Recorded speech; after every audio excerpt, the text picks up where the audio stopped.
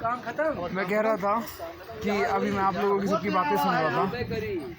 बहुत सारी कहानी कथाएं चल रही थी और कहानी कथाओं में चल रहा था कि ज्ञान की बात हो रही। ज्ञान की बात नहीं होती है, ये बात है सारी सूचना की।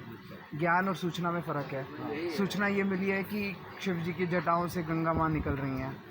सत्य ये है कि एक ग्लेशियर है जिसका नाम है गौमुख, जाएंगे तो सब सत्य समझ में आ जाएगा कि सत्य क्या है, गंगा माँ कहाँ से निकल रही है, क्या हो रहा है। परेशानी ये है कि जब सब अपना ज्ञान खो गया देश में अंधभक्ति की वजह से, तो लोगों को सब कारण पता नहीं थे चीज़ों के। कोई चीज़ हो रही है, घट रही है, क्यों घट रही है उसके कारण नहीं पता थे, तो कहानी कथाएं लिखी गईं।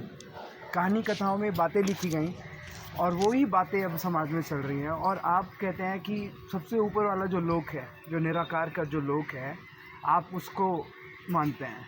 उसके बाद भी आप इन कथाओं में, इन कहानियों में बैठते हैं और जो असली बात है उस असली बात की एक शुरुआत तो करिए, फिर हमारे जैसे आएंगे और आगे की बात रखेंगे। अगर ज्ञान के प्रति थोड़ी सी जिज्ञासा जुड़ जाए लोगों में और कहानी कथाओं से बाहर निकले, तो जीवन उनका संपन्न हो जाएगा।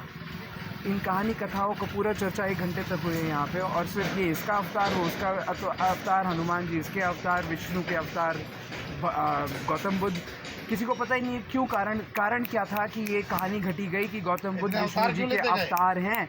ये कारण इसलिए था कि गौतम बुद्ध ने असली सनातन धर्म को सामने पेश कर दिया, और कर दिया तो उनकी मान्यता इतनी बढ़ गई कि हमारे जो पाखंड के रास्ते खुले थे, उन रास्तों में अगर गौतम बुद्ध के सामने नतमस्तक ना करते अपने आप को, तो इस देश की संस्कृति में फूट आ जाती। इसलिए उनको विष्णु का अवतार बना के पेश किया गया, वरना हमारे पंडित कभी नहीं चाहते थे गौतम बुद्ध के सामने नतमस्तक करना। कारण पता नहीं है किसी को, सब आप लोग चर्चाएं कर रहे हैं, बुरा मत मानिएगा, हर किस्म के लोग हैं। बात सही है, मैं तो यही नहीं बिल्कुल, हमारी सोच आप लोगों से अलग है, लेकिन हम पूरी कोशिश करते हैं कि सत्यता सब तक पहुँचे।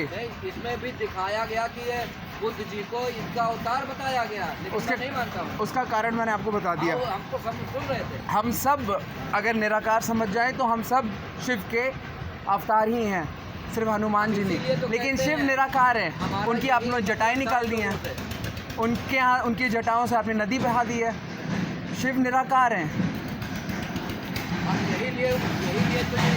यही कर रहे हैं, ग्रंथम के माध्यम से लोगों से मिल रहे हैं, उनकी चर्चाओं में बैठ रहे हैं और कोशिश कर रहे हैं कि उनको